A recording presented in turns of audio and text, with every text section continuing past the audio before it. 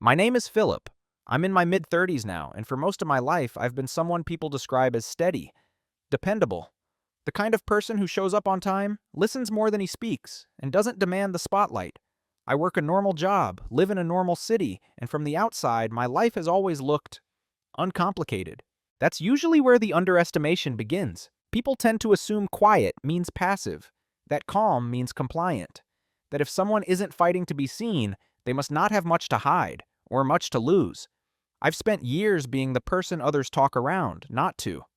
The one included by default but rarely consulted. Useful, trusted, and largely invisible. This story isn't about proving anyone wrong in a dramatic way. There's no shouting, no grand revenge, no cinematic confrontation. What I'm about to share unfolded slowly, almost gently over time. It's about discovery, restraint, and the strange clarity that comes when the truth finally surfaces, quietly, without asking permission. The moment everything truly began wasn't loud. It was ordinary. I was sorting through old boxes, the kind every family keeps. Photo albums, yellowed envelopes, documents nobody remembers packing away. That's when it happened. I found adoption papers hidden behind old family photos. No music swelled, no one gasped. I just sat there, holding pages that explained my entire life in a language no one had ever bothered to teach me. Faces I'd smiled at for decades suddenly felt like carefully arranged exhibits, smiles in frames, lies behind them. This story isn't about anger, even though anger would have been easy. It's about what comes after shock, after the questions, after the long nights replaying conversations that suddenly sound different. It's about what happens when you choose observation over reaction, when you let silence work for you instead of against you. Over the next parts, I'll walk you through how I was seen, how I stayed quiet, and how that quiet became a form of control, not over others, but over myself. You'll hear about moments most people would dismiss as small, the kind that don't matter until one day they do. You'll hear about preparation that looked like patience, about decisions made without witnesses. I'm not telling this story to shame anyone. I'm not asking for sympathy or validation. I'm telling it because there's a particular kind of strength that never announces itself, and a particular kind of justice that doesn't need applause. If you've ever suspected that something in your life didn't quite add up, but couldn't explain why, have you ever wondered what you might do if the truth arrived quietly, right into your hands? For most of my life, I was easy to place. Not important enough to challenge. Not insignificant enough to remove. I fit neatly into the background of other people's lives like furniture that had always been there. Reliable, quiet, useful. In my family, I was the good one. Not the favorite, not the problem. The one who didn't require monitoring. If something needed to be done, I did it. If a conflict started brewing, I dissolved myself from it before it could reach me. I learned early that harmony was rewarded, not curiosity. Silence was praised as maturity. Questions were unnecessary if things looked fine. At gatherings, I was usually the one refilling drinks or helping clear plates while conversations flowed past me. People spoke freely in front of me because they assumed I wasn't really listening. Or worse, they assumed I didn't mind. When relatives talked about the family, they spoke as if I were included, but never addressed. Stories about childhood memories were told without checking if I remembered them the same way. Jokes landed, laughter followed, and I smiled along, always half a beat late, like someone reading subtitles for a scene everyone else lived through in real time. At work, it was similar. I was dependable. The kind of employee managers leaned on but didn't promote aggressively. I handled details others found tedious. I noticed patterns before they became problems and fixed them quietly so no one had to admit they existed. My name came up in meetings only when something had gone smoothly, and nobody remembered why. "Philip will handle it," they'd say, and I would. That sentence sounds like trust, and maybe part of it was. But over time, I learned the difference between being trusted and being relied upon because you won't push back. I wasn't invisible in the sense of being ignored completely. I was visible in the way infrastructure is visible, necessary, assumed, rarely acknowledged. No one ever asked me what I wanted. They assumed I was content because I never complained. They assumed I agreed because I didn't object. They assumed I was uncomplicated because I didn't narrate my inner life out loud. And I let them. Not because I was weak, not because I lacked awareness, but because staying quiet felt efficient, safe. I told myself that attention was overrated, that dignity didn't require validation, that being underestimated was preferable to being scrutinized. I believed that for a long time. Looking back now, I can see how carefully the role was constructed, not by one person, but by repetition. Every time I stayed silent when something felt slightly off. Every time I let a comment slide because it wasn't worth addressing. Every time I absorbed discomfort instead of naming it. I became the person others could project onto without resistance. If they needed someone stable, I was stable. If they needed someone agreeable, I was agreeable. If they needed someone to not complicate the picture, I didn't. What's strange is that no one ever asked me to disappear. I volunteered myself, piece by piece, because it seemed easier than disrupting the emotional balance around me. And because at the time I genuinely believed that was the mature thing to do. I didn't see it as a sacrifice, I saw it as a restraint. There were moments, small, quiet ones, when I noticed the imbalance. A glance that lingered too briefly. A sentence that stopped just short of including me. A decision was made about me instead of with me. I noticed them. I just didn't record them yet. To everyone else, I was consistent, predictable, safe. To myself, I was something else entirely. An observer storing impressions without assigning meaning. A listener cataloging tone more than words. Someone who understood that power doesn't always announce itself, and neither does its absence. At that stage of my life, I still believed the story I'd been living was complete. That whatever questions I had were minor footnotes, not missing chapters. I didn't know yet that the way people treat you often has less to do with who you are, and more to do with what they believe you'll tolerate. And I hadn't yet learned what happens when that belief turns out to be wrong. The first moment I remember clearly wasn't dramatic. That's what made it dangerous. It happened during a family dinner. Nothing special, just one of those routine gatherings where everyone shows up out of habit rather than intention. The food was familiar. The conversations followed the same worn paths. I was sitting in my usual spot, slightly off to the side, listening more than speaking. Someone brought up a story from when we were kids. They laughed before they even finished the sentence, the way people do when they're about to share something they've told many times before. I smiled automatically, waiting for the part I'd heard before. But then something shifted. A detail was mentioned, an event I was supposedly present for, that didn't exist in my memory at all. Not vaguely, not faintly, completely absent. I remember thinking, maybe I just forgot. That's how it starts. You doubt yourself before you doubt the room. As the story continued, people nodded along. Additions were made, corrections offered. A collective memory took shape in real time, solid and confident. And there I was, the supposed witness, realizing I had no anchor inside it. Someone turned to me briefly, not to ask, but to confirm. You remember that, right? It wasn't a question. It was a cue. I hesitated, just long enough for the pause to register, but not long enough for anyone to care. I nodded, smiled, played my part. That nod was the first small cut. Not because the story was wrong, not even because it excluded me, but because in that moment I felt something subtle detach inside me. The understanding that my presence was assumed, not verified. That my agreement mattered more than my truth. No one noticed. Why would they? On the surface, nothing happened. Plates were passed, laughter continued, someone refilled a glass. And yet, something had been quietly established. If my memory didn't match the group's version would prevail. And I would adapt. I started noticing how often this happened. Not just with family, with friends, with colleagues. Small rewrites of reality that went unchallenged because challenging them would slow things down. A deadline remembered differently. A promise reframed as a suggestion. A boundary softened until it vanished. Each time I told myself it was trivial, not worth the friction, not worth the explanation. I convinced myself that flexibility was a strength. But flexibility, when it's one-sided, becomes erasure. The next time it happened, it was at work. A meeting recap email went out summarizing decisions that hadn't been made. My name was listed under an action item I hadn't agreed to. I noticed it immediately. I hovered over the reply button. I could have corrected it. One sentence would have done it. Polite, clear, non-confrontational. Instead, I closed the email. I told myself it was easier to just handle it than to create confusion. That people trusted me to adapt. That correcting it would make me seem difficult. So I did the work, and no one ever realized there had been a choice. That's how normalization begins. Not with cruelty, but with convenience.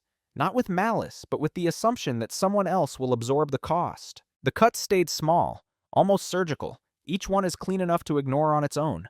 But I remembered them. Not emotionally, not yet. Logically, like data points that didn't form a pattern until later. I didn't feel angry. I felt alert. Something about the way people looked relieved when I didn't object. Something about how smoothly things went when I stayed quiet. It began to register that my silence was doing work on behalf of others. And the more it did, the more it was expected. The dangerous part wasn't that they crossed a line. It was that they learned very quickly that I wouldn't redraw it. After the first few moments, it stopped feeling like something was happening to me. It started feeling like the way things were. That's how normalization works. Not by force, but by rhythm. By repetition so subtle it blends into routine. When the same small dismissals happen often enough, your mind stops flagging them as anomalies and starts categorizing them as background noise. I told myself I was being mature, flexible, easy to work with. What I didn't tell myself was that I was being trained. At family gatherings, decisions were made in front of me, not with me. Plans discussed, dates chosen, assumptions layered on top of assumptions. My role already implied. If I corrected something, it was met with surprise, like I'd spoken out of turn. "Oh, we thought you'd be fine with it." That sentence became a kind of emotional override. It didn't ask how I felt. It explained why my feelings weren't required. So I adjusted. I adjusted my schedule, my expectations, my reactions. I became skilled at recalibrating myself to fit decisions I hadn't participated in. And because I did it well, it reinforced the behavior. The smoother I made it, the less reason anyone had to change. At work, the same pattern repeated with a different vocabulary. "Can you just handle this real quick? You're good at cleaning this stuff up. It's easier if you take care of it." None of those statements were insults. That's what made them effective. They sounded like compliments, trust, appreciation. But they carried an unspoken assumption. Your time is more flexible than mine. Meetings ran long, and I stayed. Others left on time. Urgent tasks appeared last minute, and I absorbed them. Credit was shared vaguely. Responsibility was assigned precisely. I watched colleagues with louder voices negotiate their boundaries openly. They declined tasks without explanation. They pushed back in meetings. They were still respected, sometimes more so. I told myself that wasn't my style, that I preferred substance over posturing. But deep down, I started noticing how often my restraint was interpreted as availability. The strange part was that I didn't feel resentment right away. I felt practical, like I was making smart trade-offs for peace and stability. Enduring small discomforts was the cost of being seen as reliable. I rationalized everything. They don't mean it personally. This is just how groups function. If it really mattered, I'd say something. That last one became my favorite excuse. It let me believe I was still in control. That silence was a choice, not a habit. But habits shape identity. The more I stayed quiet, the more people stopped checking. The less they checked, the more natural it felt to speak for me. Eventually, my consent became implied by default, and still I stayed. Not because I was afraid, because leaving or disrupting felt disproportionate. The disrespect was always just below the threshold that would justify a reaction. Individually, each moment was too small to address without seeming dramatic. Collectively, they were shaping the way I was seen. I began to realize something uncomfortable. People weren't ignoring my boundaries. They didn't know where they were, because I hadn't marked them clearly. And marking them now would require explaining why I'd allowed things to go this far. So I waited. I told myself timing mattered, that clarity would come later, that there would be a moment when everything aligned and speaking up would make sense. What I didn't realize yet was that every time I postponed that moment, I was also postponing my own clarity. Because silence, when prolonged, doesn't just protect you. It convinces others that you don't need protection at all. By the time I became aware of it, the role was already written. I didn't audition for it. I didn't agree to it out loud. But through repetition and accommodation, I'd accepted it all the same. I was the reliable one, the one who would show up early and stay late without comment, the one who could be trusted to handle sensitive things quietly, the one who wouldn't complicate matters with emotion or ego. In my family, I was the stabilizer. If tension rose, eyes would flick toward me, not for input, but for reassurance. My calm became a kind of emotional buffer, something others leaned on without asking whether it cost me anything. If someone forgot a detail, I remembered it. If someone needed help, I adjusted. If something went wrong, I smoothed it over. And because I didn't protest, it began to feel natural, to them and to me. At work, the role solidified further. I wasn't leadership material, they said, but I was essential. I kept things running. I understood the systems behind the scenes. When processes broke, I fixed them without needing recognition. When conflicts arose, I translated between people who didn't want to hear each other. I became the person others could rely on to absorb complexity. And absorption, I learned, is not the same as influence. The more indispensable I became, the less visible my contributions were. Systems that function well fade into the background. No one thanks the wiring in the walls. They only notice when the lights go out. I started to see how expectations hardened around me. When I said yes, it confirmed the role. When I said nothing, it confirmed it further. Even when I hesitated, the assumption remained. Philip will manage. What unsettled me wasn't that people depended on me. It was that they depended on me not changing. Any deviation, any assertion of preference or limit was treated like an inconvenience. A disruption of the emotional contract I'd never signed. You're usually fine with this. This isn't like you. Are you okay? Those questions weren't a concern. They were corrections. They existed to guide me back into position. I realized then that roles, once assigned, become self-policing. You don't need to enforce them aggressively. People just react with confusion when you step outside the outline they've drawn. And because I valued harmony, I stepped back in. I told myself the role had benefits. Stability, trust, predictability. I wasn't wrong.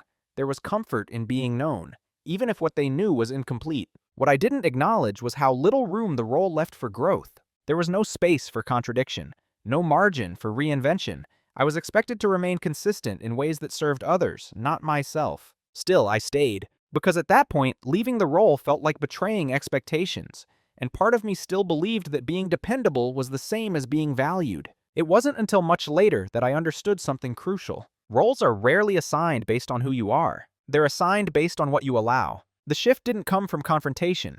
There was no argument, no raised voice, no moment where someone finally crossed a line so obvious it demanded a response. It came on an ordinary afternoon, in a quiet room, with no one else around to witness it. I was home alone, sorting through old boxes I'd taken from my parents' place after they decided to declutter. That was the word they used. As if history were just excess weight. As if memory could be thinned down to what fit neatly on shelves. Most of the boxes were predictable. Photo albums, holiday cards, school papers. I moved through them slowly, more out of obligation than curiosity. Faces smiling at the camera. Events labeled in familiar handwriting. A life documented from the outside. Then I reached the bottom of one box. Behind a stack of old framed photos, glass dusty, edges chipped, I noticed an envelope, thicker than the rest. No label, just tucked there, deliberately hidden in a way that suggested it wasn't meant to be thrown away, but also not meant to be seen. I remember pausing before opening it, not because I expected anything dramatic, but because something in my body went still, the kind of stillness that comes before understanding, not fear. Inside were documents, official ones, typed, stamped, dated, adoption papers, my name. A different last name beneath it. Dates that didn't align with the story I'd been told my entire life. Signatures I recognized, and some I didn't. I sat down on the floor without realizing I was doing it. There was no rush of emotion, no cinematic shock, just a quiet, expanding clarity, like a room slowly filling with light, revealing corners I hadn't known were there. So many things rearranged themselves in that moment. The half-explanations, the careful language, the way certain topics always felt managed. I understood suddenly why my place in the family had always felt adjacent. Why was belonging implied but never rooted? Why was I included but never centered? It wasn't cruelty. It was containment. They hadn't lied loudly. They'd curated reality, adjusted it just enough to avoid questions. And because I was quiet, because I didn't push, because I accepted the role given to me, they never had to explain. Smiles in frames, lies behind them. What surprised me most wasn't the secret itself. It was how calm I felt holding it. No anger, no urge to call anyone, no need to confront. Just a deep, settling awareness that something fundamental had shifted, not in the world, but in me. For the first time, my silence felt different. Before, it had been reflexive, automatic, a way to keep things smooth. Now, it was intentional. I didn't tell anyone what I'd found. Not because I was afraid of their reaction, but because I understood something new. Once you speak, you give up control over how the truth moves, and I wasn't ready to release it yet. That day marked the end of my innocence, but not in a dramatic sense. More like the end of the assumption, the end of explaining myself through other people's expectations. I didn't feel betrayed. I felt awake, and from that moment on, every silence I kept was no longer about avoiding conflict. It was about choosing timing. After that day, nothing on the surface changed. I still showed up, still answered messages, still filled the spaces others left open. If anyone had been watching closely, they might have noticed a difference, but no one was watching that closely. That was the advantage. Inside, however, the quality of my silence transformed. It was no longer something that happened to me. It was something I used. I began to listen differently. When people spoke, I paid attention not just to what they said, but to what they assumed I already knew. What they avoided, which details were consistently vague, which stories never evolved. At family dinners, I noticed how certain topics were redirected gently but firmly, how timelines blurred when they got close to specific years, how my questions, when asked casually, were answered with reassurance instead of information. You don't need to worry about that. That was a long time ago. What matters is that you were loved. Those statements weren't false. They were incomplete. And incompleteness, I realized, is a powerful tool when you control the frame. At work, I applied the same awareness. I stopped volunteering information prematurely. I answered questions precisely.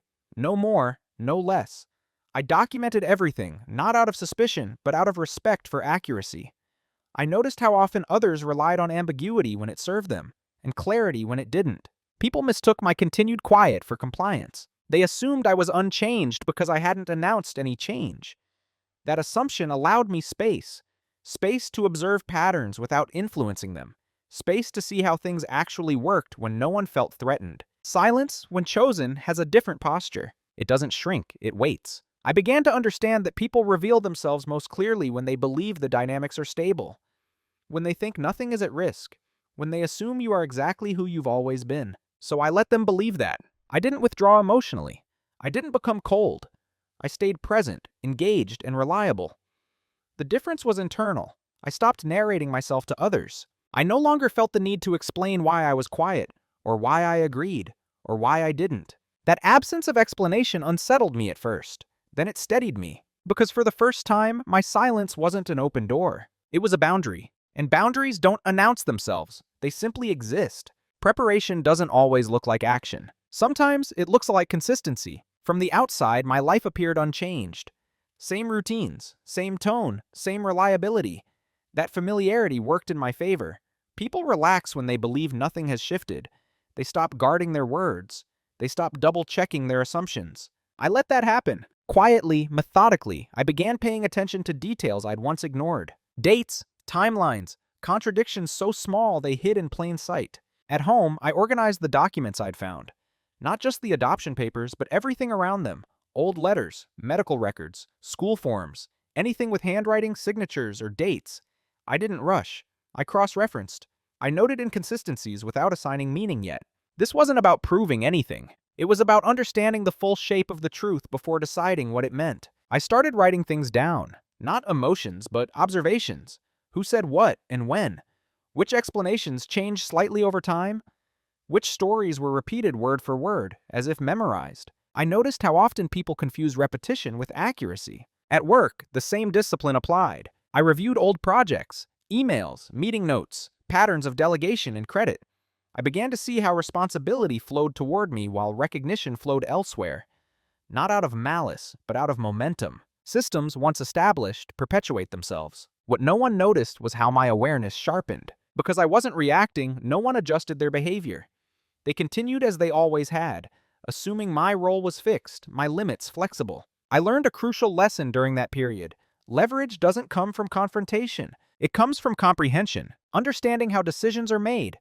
Who avoids accountability? Who benefits from ambiguity? Who panics when clarity enters the room? I didn't confront anyone with what I was learning. I didn't hint. I didn't test reactions. I waited. Not passively, intentionally. Because once you reveal that you're watching, people change the performance. And I needed to see the unedited version. The strangest part was how calm I felt throughout all of it. There was no bitterness driving me. No sense of plotting. Just a growing alignment between what I knew and how I moved. I stopped filling silences that weren't mine to fill.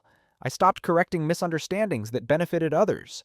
I stopped absorbing responsibility that wasn't explicitly assigned. And still, no one noticed. They mistook my restraint for sameness. What they didn't see was that I was no longer playing the role they'd written for me. I was studying the script. The real reveal didn't happen all at once. There was no single document, no final sentence that explained everything.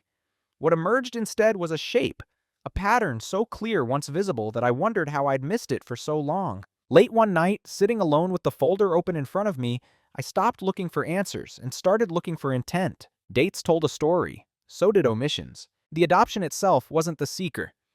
That part was clear, clinical, and legal gal. What followed, or rather, what didn't. Where is your mind and didn't? was where clarity sharpened. There were records of meetings that never made it into family stories.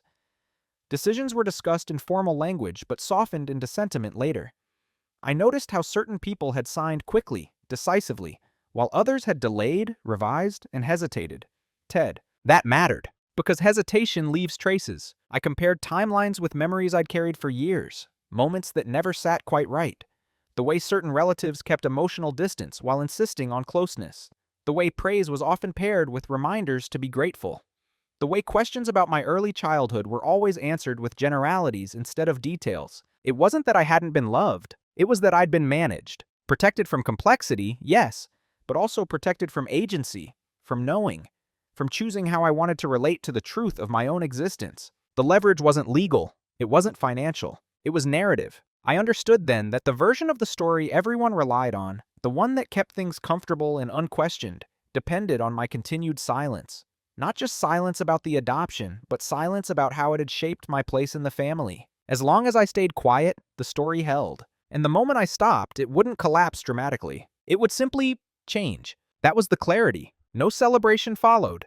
No sense of triumph. Just a steady awareness that I now held something rare. The ability to choose when and how reality would update itself. I didn't feel powerful. I felt responsible. Because once you see the truth clearly, you're accountable not just for what you say, but for what you allow to remain unchallenged. I closed the folder and put it away, not to hide it, but because I didn't need to look at it anymore to know what it meant. Clarity creates pressure, not urgency, but weight. Once I understood the full shape of what I knew, I couldn't return to ignorance. But I also wasn't obligated to act immediately.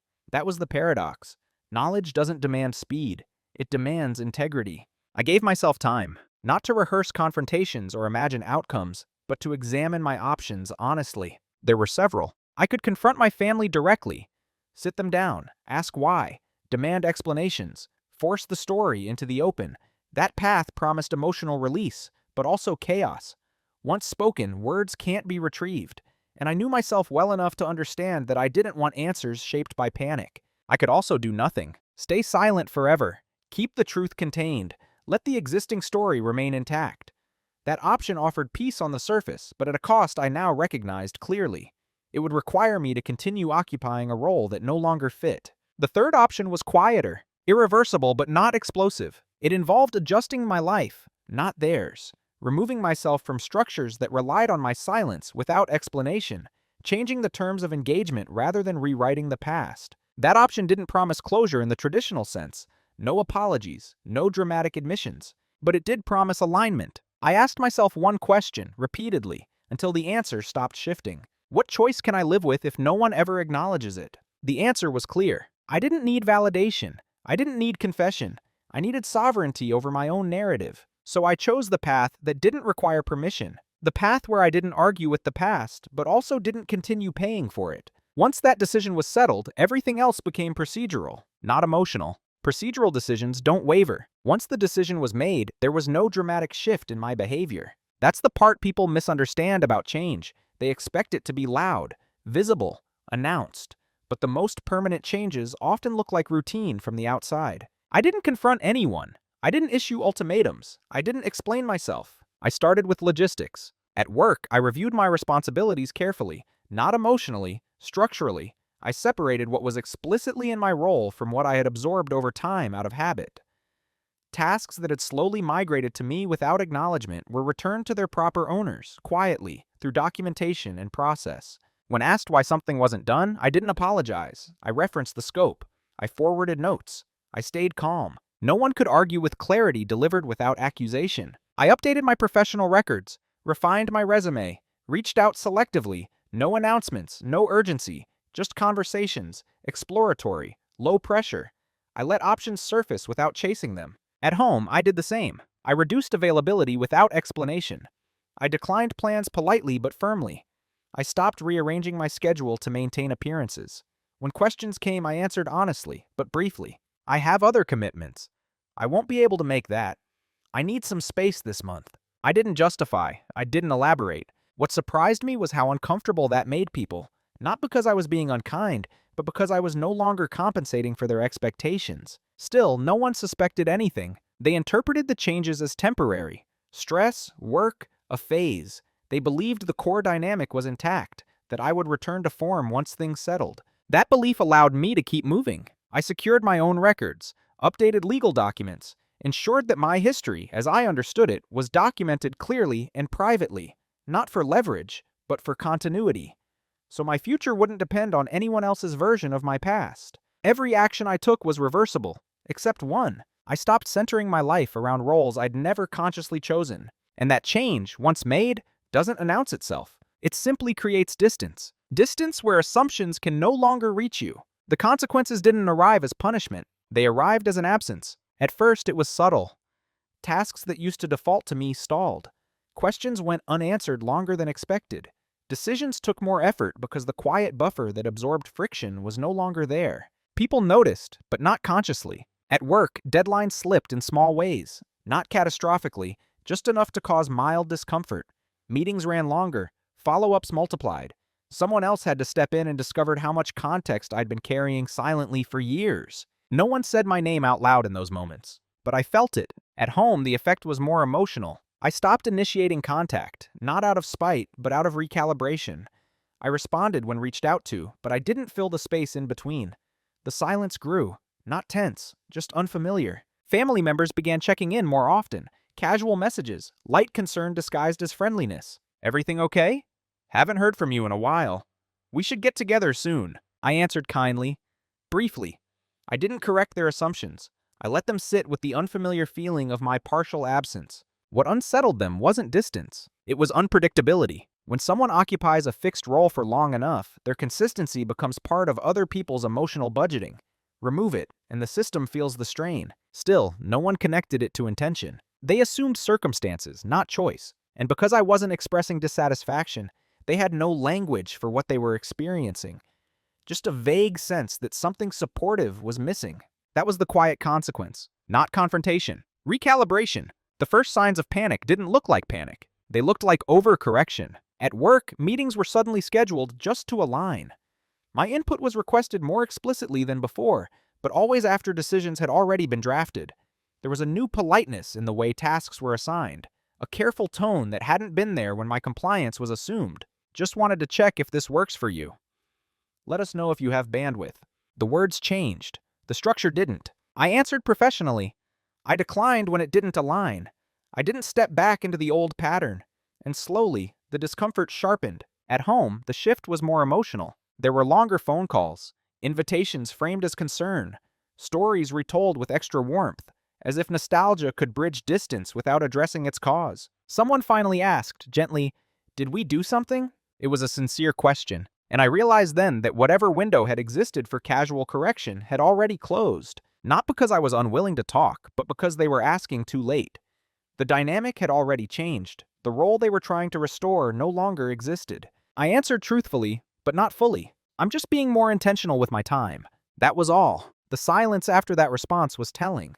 It didn't invite further questions. It signaled that something fundamental had shifted, even if no one could name it. People sense when a pattern breaks beyond repair. They don't always understand why, but they feel the finality. What they didn't know was that nothing they said now could reverse what had already been restructured internally. Not because I was closed off, but because clarity, once integrated, doesn't negotiate. This wasn't about punishment. It was about timing. And the time for unspoken assumptions had passed. The confrontation, when it finally happened, wasn't planned. It didn't take place in a dramatic setting or at a carefully chosen moment. It happened in a quiet room on an ordinary day, because avoiding it any longer would have required more energy than addressing it calmly. I was sitting across from someone who had known me my entire life. There was no anger in their voice, just fatigue, the kind that comes from realizing a familiar structure no longer holds. "You've been different," they said, not accusatory, observational, more distant. I nodded. There was no reason to deny it. They waited, expecting more. An explanation. A reassurance. Something to help them place me back into a category that made sense. I didn't offer it. Instead, I said, "I learned some things recently. About my life. About my history." The room went still. Not tense. That tense. Alert. They didn't interrupt. That told me everything I needed to know. "I'm not angry," I continued, "but I am adjusting. And I need to do that without being managed through other people's comfort." The words landed softly, precisely. There were questions forming. I could see them, but also hesitation. a recognition that pushing now would expose something neither of us was ready to unpack fully. "So, what does that mean?" they asked. "It means I'm deciding how I participate," I said. "Not disappearing, just choosing." There was no denial, no argument, just a long exhale. That was it. No confessions followed, no apologies demanded. The truth didn't need to be spoken aloud to be present. It existed between us, fully formed, without heat or spectacle. And for the first time, I didn't feel like I was performing restraint. I felt balanced. I used to think identity was something you discovered, that if you waited long enough, listened carefully enough, eventually you'd arrive at a clear definition of who you were and where you belonged. I don't believe that anymore. Now I understand identity as something you author, not loudly, not defensively, but deliberately, through choices that don't require witnesses. Who I am now isn't dramatically different from who I was before. I'm still calm, still observant, still capable of holding complexity without reacting impulsively. But the center of gravity has shifted. I no longer define myself by how useful I am to others. I no longer measure harmony by how much discomfort I absorb. I no longer confuse being included with belonging. The truth about my origin didn't fracture me. It clarified me. It explained why I'd always felt slightly out of sync in rooms where I was supposedly at home. Why my instinct had always been to watch first, adapt second. Why silence felt safer than assumption. That instinct wasn't weakness. It was early intelligence. Now, I choose when to be present and how. I don't rush to fill gaps that aren't mine. I don't rush to correct people's discomfort. I let others manage their expectations instead of managing them for them. The relationships that remain are quieter, but more precise. Conversations happen without subtext. Time together is chosen, not habitual. And when I say no, it lands cleanly. There's no bitterness in this version of me. No scorekeeping. No desire to expose or shame anyone for the past. People did what they thought was best with the tools they had. But I don't live inside their decisions anymore. I live inside my own. What changed most wasn't my circumstances. It was my posture. I stand in my life now without apology for the space I occupy. Not louder, not colder, just aligned. There's a certain kind of resolution that doesn't arrive with closure in the traditional sense. No final conversation, no unanimous understanding, no moment where everyone agrees on what the truth means. At first, that used to bother me. I thought justice required symmetry, that if something had been hidden, it needed to be exposed. If a role had been imposed, it needed to be formally rejected. Ted. But that belief was rooted in performance, not peace. What I've learned instead is this. You don't owe clarity to people who were comfortable with your confusion. That isn't bitterness, it's balance. The story of my life didn't change when I found those papers. It became more accurate. And accuracy has a way of rearranging priorities quietly, without asking for approval. I didn't seek revenge. I didn't demand explanations. I didn't rewrite the past. I simply stopped living inside a version of reality that required my silence to function. Some people noticed, some didn't, and that's okay. Because the most important shift didn't happen in my family, or at work, or in any external structure. It happened in the way I relate to myself. I trust my perceptions now. I respect my own timing. I don't rush to make others comfortable at the expense of my alignment. If there's a moral here, it's not about adoption, or secrets, or even family. It's about this. Silence is not weakness when it's chosen. Distance is not cruelty when it's honest. And dignity doesn't need an audience. If you've ever felt like you were playing a role you didn't consciously accept, if you've ever sensed that something in your story didn't quite line up, or if you've ever stayed quiet because speaking felt like it would cost too much, I'm curious, what did you choose to do with that awareness? I read every comment,